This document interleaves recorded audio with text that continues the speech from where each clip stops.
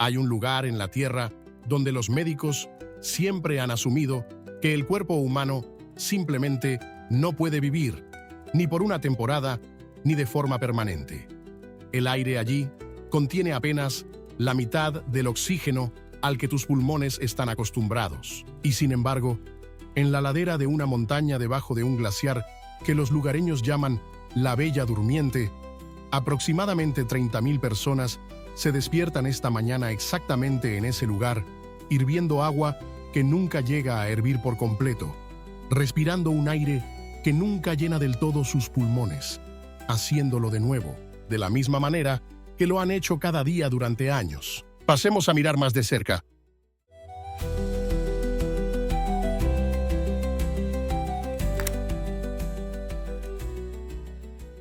En los Andes del sur de Perú, en la región de Puno, cerca de la frontera con Bolivia, un glaciar al que los lugareños llaman la Bella Durmiente se eleva sobre el altiplano, y sus campos de hielo atrapan la luz delgada y brillante de una altitud donde el cielo mismo se ve diferente, un azul más profundo, más cercano de alguna manera. Al pie de ese glaciar, aferrado a una ladera tan escarpada que las calles apenas califican como tales, se encuentra un pueblo que no debería, según casi cualquier conocimiento convencional de la fisiología humana, ser capaz de albergar una población permanente en absoluto.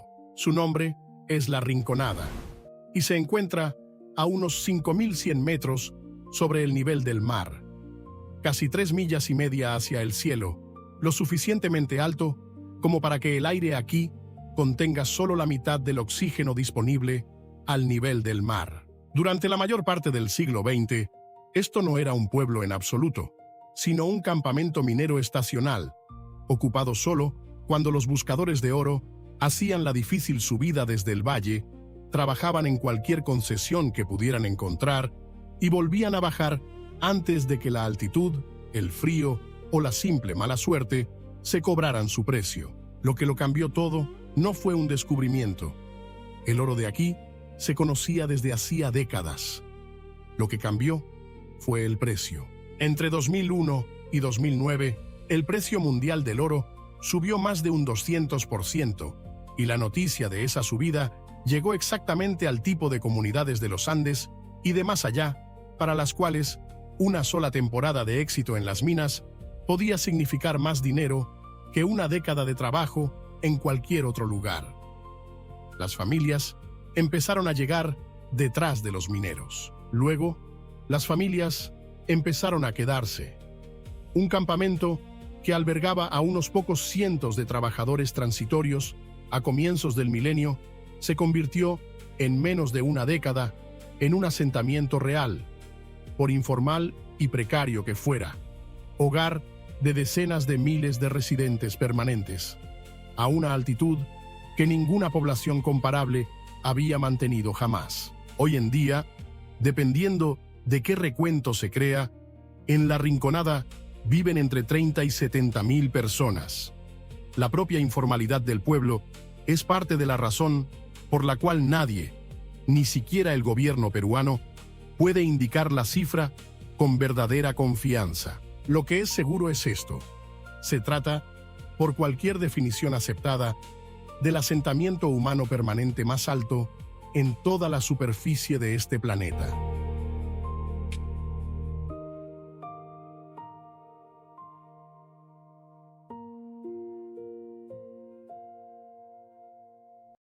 Cada día en La Rinconada comienza con un hecho en el que los residentes de cualquier otro lugar nunca tendrían que pensar. A esta altitud, el agua hierve a una temperatura más baja, lo que significa que cocinar requiere más tiempo, y el arroz o las patatas, que estarían listos en 20 minutos al nivel del mar, pueden tardar cerca de 1 hora aquí. Es un detalle pequeño, casi trivial, y sin embargo, captura algo muy real sobre la vida diaria en este pueblo. Casi todo lo que sería simple en cualquier otra parte requiere más tiempo, más esfuerzo, más de las limitadas reservas del cuerpo. El pueblo en sí se extiende por la ladera de la montaña en un enredo denso y en gran parte no planificado, de techos de calamina corrugada, senderos estrechos y sin pavimentar que hacen las veces de calles y edificios apilados unos cerca de otros para buscar cualquier refugio que esa proximidad pueda ofrecer contra el viento. No existe un sistema de alcantarillado en la mayor parte del asentamiento. El agua corriente es escasa y, donde existe, suele estar contaminada por los mismos desechos mineros que han convertido al glaciar cercano en un motivo de preocupación para los investigadores que estudian la contaminación por mercurio en el suministro de agua de la región. Y sin embargo, bajo toda esa dificultad, los ritmos ordinarios de un pueblo continúan. Los mercados abren cada mañana vendiendo de todo, desde productos frescos, subidos desde el valle, hasta equipos de minería y velas religiosas para los santuarios que salpican el asentamiento. Los niños asisten a las pocas escuelas del pueblo. La música suena en las radios de las tiendas. Es, a su manera comprimida y difícil, una comunidad funcional, una que simplemente resulta existir a una altitud que, según la mayor parte del consenso científico, previo al crecimiento de la Rinconada, no debería haber albergado vida humana permanente en absoluto. Para los hombres que trabajan en las minas propiamente dichas, y por una larga tradición aquí, solo a los hombres se les permite entrar al subsuelo, cada día significa una caminata de 30 minutos o más, simplemente para llegar a la entrada del túnel, seguida de horas de trabajo físico en un aire tan delgado que incluso estar parado puede dejar a un recién llegado sin aliento. No lo hacen por un salario en el sentido convencional, sino por algo mucho menos seguro.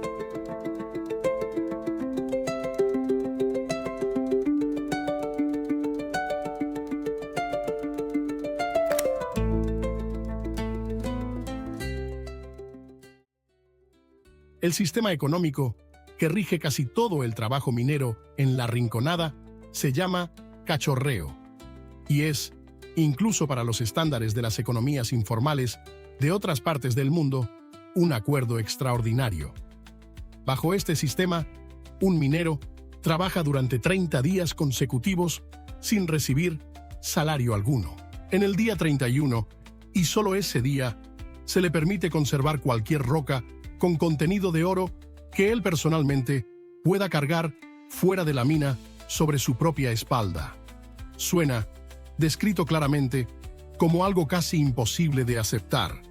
Y sin embargo, miles de hombres entran en estos túneles cada mes bajo exactamente estos términos. Para entender por qué, hay que comprender qué sucede en ese día 31 cuando la suerte realmente cambia.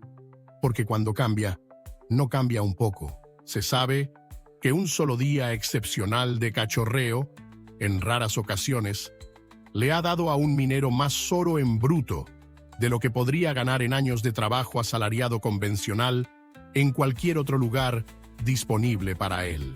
Es, en todos los sentidos, una apuesta, una ponderada abrumadoramente en contra del trabajador, estructurada para asegurar que los propietarios de la mina no asuman casi nada del riesgo financiero de un mal mes, mientras que los propios mineros lo absorben casi por completo.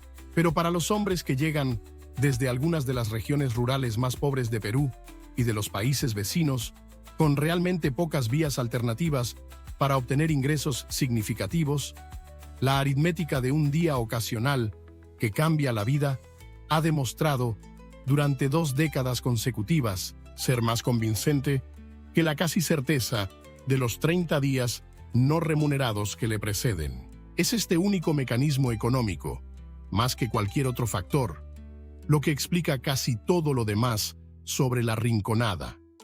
¿Por qué la población creció de manera tan explosiva cuando subieron los precios del oro? ¿Por qué las familias siguieron a los mineros en lugar de esperar a que regresaran? ¿Y por qué, aun cuando la dificultad de la vida aquí se ha documentado cada vez más, el pueblo ha seguido creciendo en lugar de vaciarse?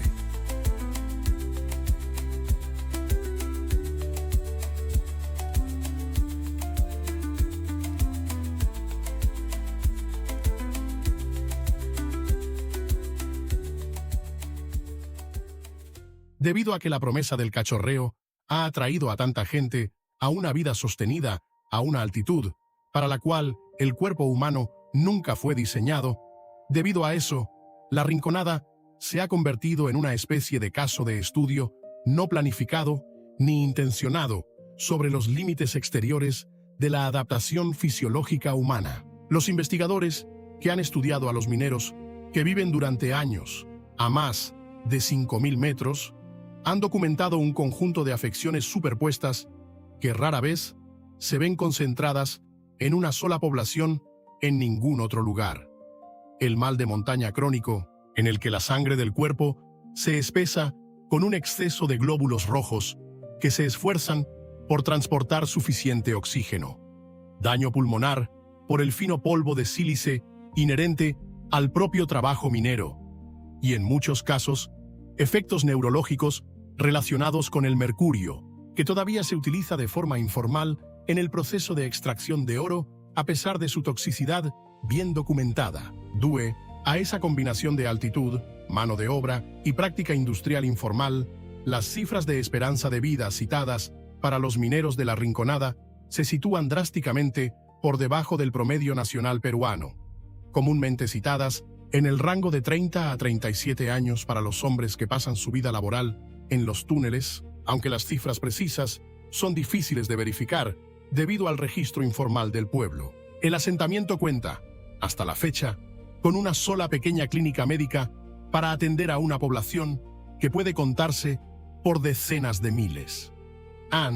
En los limitados registros de esa clínica, los médicos que investigaban la crisis de salud del pueblo notaron algo que no esperaban encontrar. No eran solo los cuerpos de los mineros los que mostraban signos del costo de la montaña.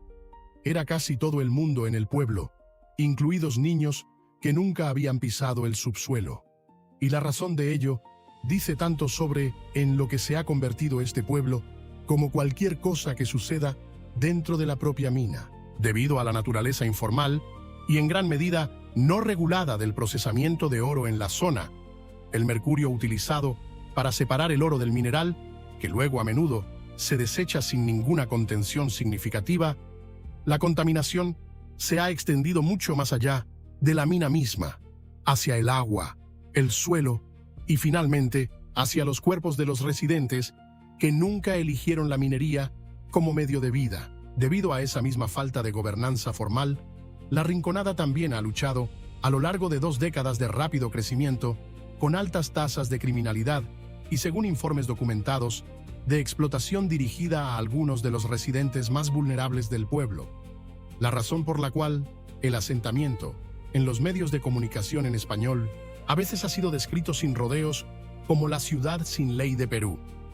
En 2024, las autoridades peruanas comenzaron un modesto esfuerzo para instalar infraestructura de seguridad adicional en el pueblo, aunque tanto los residentes como los investigadores han señalado que tales medidas se han centrado hasta ahora más en proteger el oro en sí que en abordar las dificultades subyacentes de las personas que lo extraen.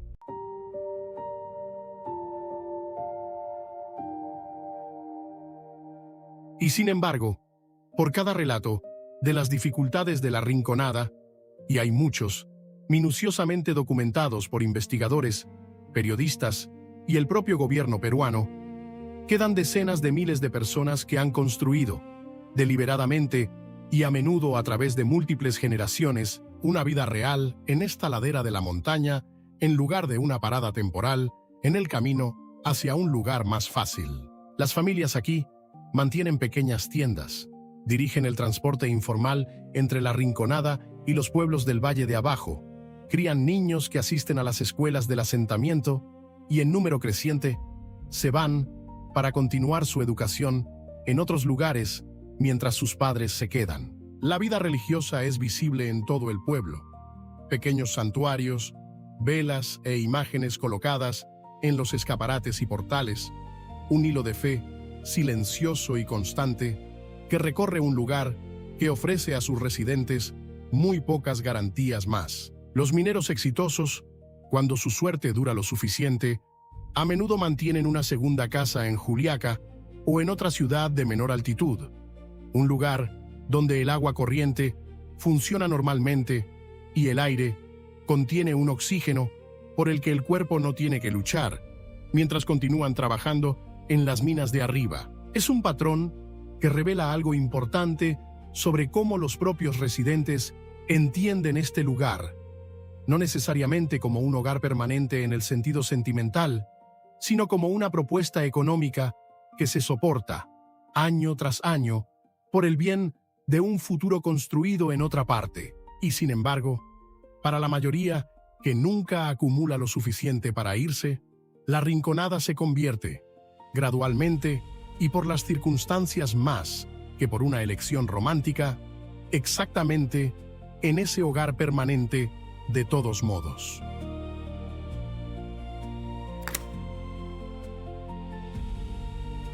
Y desde que el aumento del precio del oro a principios de los años 2000 atrajo por primera vez a las familias a esta ladera de la montaña en cantidades que nadie había previsto, la Rinconada ha seguido existiendo, no de manera cómoda, ni bajo ninguna medida que un funcionario de salud pública llamaría sostenible, sino de forma continua y obstinada durante más de 2 décadas. Sigue siendo, hoy en día, un lugar que carece en gran medida de la infraestructura que incluso los pueblos más modestos de cualquier otra parte dan por sentada, sin un sistema de alcantarillado integral, con un acceso al agua limitado y a menudo contaminado, y con una sola pequeña clínica para una población que puede superar las 60.000 personas según el recuento.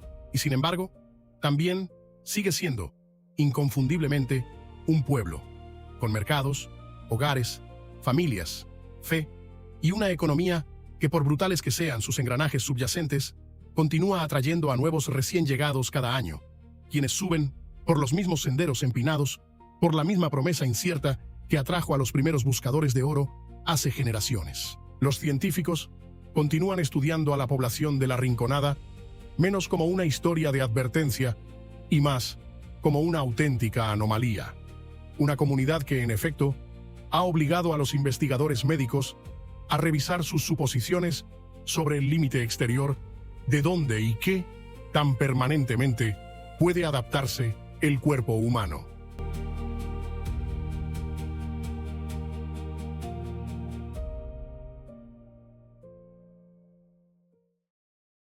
Cada regla que rige la vida en la Rinconada fue escrita por la propia montaña. Pero una de las reglas más antiguas fue escrita por la creencia, que el glaciar, al que llaman la Bella Durmiente, tiene un espíritu femenino, y que ella se vuelve peligrosa si otra mujer entra en su dominio. Como consecuencia directa, a las mujeres se les prohíbe trabajar dentro de los pozos mineros.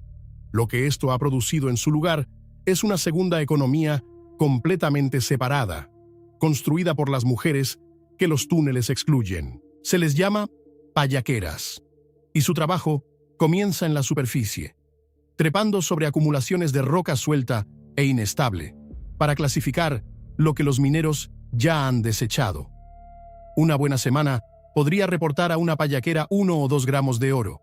Una mala semana no rinde nada en absoluto. Antes de subir, muchas siguen un ritual tan antiguo como el trabajo mismo: masticar hojas de coca y dejar 2 cigarrillos encendidos como ofrenda a la montaña, pidiendo una porción de buena fortuna a un lugar que ya las ha excluido. Lo que sucede con ese oro después de que sale de la Rinconada sigue un camino que la mayoría de las personas que lo extraen nunca verán. Los pequeños compradores adquieren el oro en bruto a precios muy por debajo de las tasas internacionales. A partir de ahí, se mueve hacia arriba a través de una cadena de corredores regionales y casas comerciales hasta que finalmente llega a las refinerías formales. Aunque la ley peruana exige técnicamente documentación que demuestre el origen legal del mineral, el oro extraído bajo estas condiciones no reguladas continúa ingresando al mercado formal global en gran medida sin ser detectado, con sus orígenes informales efectivamente lavados para cuando llega a los escaparates de joyería y a las fábricas de electrónica en el otro lado del mundo. Un programa gubernamental oficial destinado a formalizar a estos mineros ha fracasado en gran medida. De los más de 60.000 mineros informales registrados en todo el país, menos de 3.000 han completado el proceso total. La lógica económica detrás de todo esto es brutalmente simple. La demanda mundial de oro nunca ha preguntado de manera significativa dónde se extrajo un gramo determinado, ni a qué costo para la persona que lo encontró. Camina por la calle principal cualquier tarde y la economía oscura construida sobre la minería se vuelve visible. Un comercio ilegal de explotación sexual atrae a mujeres traficadas desde las regiones más pobres de Perú y Bolivia, operando sin control debido a una población masculina numerosa y transitoria y a un gobierno local débil. Sin embargo, junto a esa realidad más oscura, también continúa una economía completamente ordinaria. Barberías, pequeños restaurantes y escuelas modestas donde las familias simplemente intentan construir una vida. Esta es la verdadera cadena de la Rinconada, una que se extiende desde la pila de rocas de una pallaquera hasta el mercado global, llevando consigo de forma invisible cada uno de los costos humanos.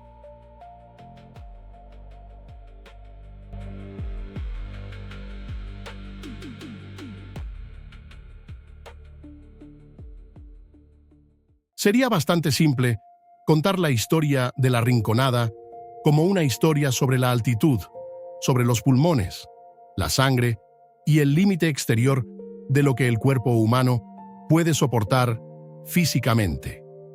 Esa historia es cierta, pero no es al final la razón por la que decenas de miles de personas continúan subiendo a esta montaña y se quedan. La verdadera historia aquí es la misma que explica silenciosamente los lugares difíciles e improbables en todo el mundo. Dada una oportunidad real, por estrecha que sea, por brutalmente inclinada que esté en su contra, la gente subirá más alto de lo que los médicos creían posible, respirará un aire que no debería sostenerla y construirá algo parecido a una vida ordinaria. Mercados, hogares, santuarios, un día de escuela, una olla de arroz hervido que simplemente tarda un poco más, por el bien de un futuro que el oro, y solo el oro, parecía hacer remotamente alcanzable. La Rinconada no existe porque la montaña haya dado la bienvenida a nadie. Existe porque el mundo exterior no ofrecía a tantas personas un lugar mejor al cual ir. Si encuentras significado en estas coordenadas olvidadas, considera suscribirte a The Map. Juntos, seguiremos rescatando estos lugares del silencio de la historia.